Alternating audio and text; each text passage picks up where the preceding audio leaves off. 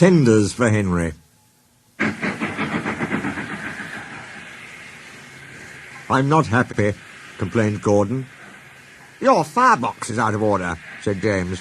No wonder, after all that coal you had yesterday. Hard work brings good appetite, snapped Gordon. You wouldn't understand. I know, put in Duck brightly. It's boiler ache. I warned you about that standpipe on the other railway, but you drank gallons. It's not boiler ache, protested Gordon. Of course it is, said Henry. That water's bad. It furs up your tubes. Your boiler must be full of sludge. Have a good wash-out. Then you'll feel a different engine. Don't be vulgar, said Gordon huffily. Gordon backed down on his train, hissing mournfully. Cheer up, Gordon, said the Fat Controller. I can't, sir.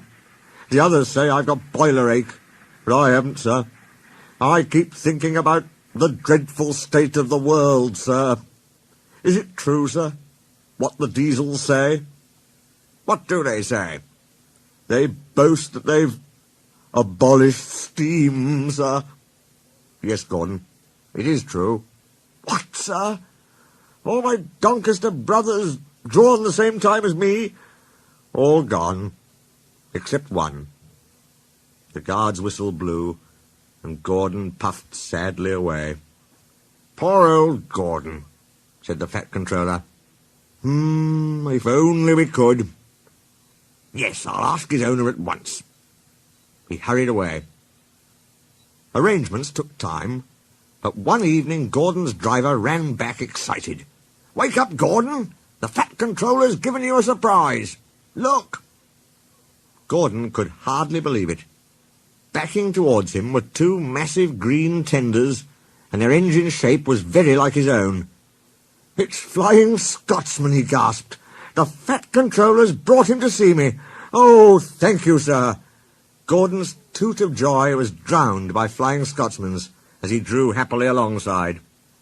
Next day the two engines were photographed side by side. You've changed a lot, smiled Flying Scotsman. I had a rebuild at Crewe. They didn't do a proper Doncaster job, of course, but it serves. I had a rebuild, too, and looked hideous. But my owner said I was an extra special engine and made them give me back my proper shape.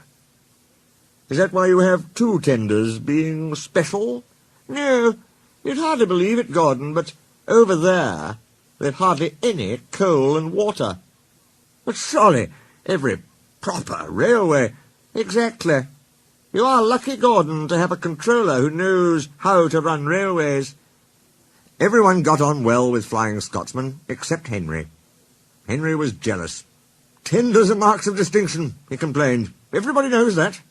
Why has he got two? He's famous, explained Duck and Donald. He was the second to go 100 miles an hour. Besides, the other railway has no coal and water. Pooh, sniffed Henry. I can't believe that. I never boast, he continued, but I always work hard enough for two. I deserve another tender for that. Duck whispered something to Donald. Henry, asked Duck innocently, would you like my tenders? Yours? Exclaimed Henry. What have you got to do with tenders? All right, said Duck. The deal's off. Would you like 'em, Donald? I wouldn't deprive you of the honour. It is a great honour, said Duck thoughtfully, but I'm only a tank engine, so I don't really understand tenders. Perhaps James might... sorry I was rude, said Henry hastily. How many tenders have you, and when could I have them? 6. You can have them this evening. 6 lovely tenders, chortled Henry. What a splendid sight I'll be.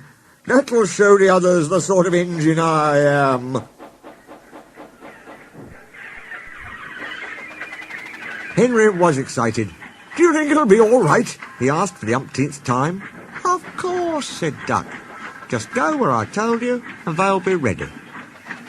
Meanwhile, word had gone round, and the others waited where they could get a good view. Henry was cheered to the echo when he came, but he wasn't a splendid sight. He had 6 tenders, true, but they were very old and very dirty. All were filled with boiler sludge. Had a good wash out, Henry? called a voice. That's right. You feel a different engine now. Henry wasn't sure, but he thought the voice was Gordon's.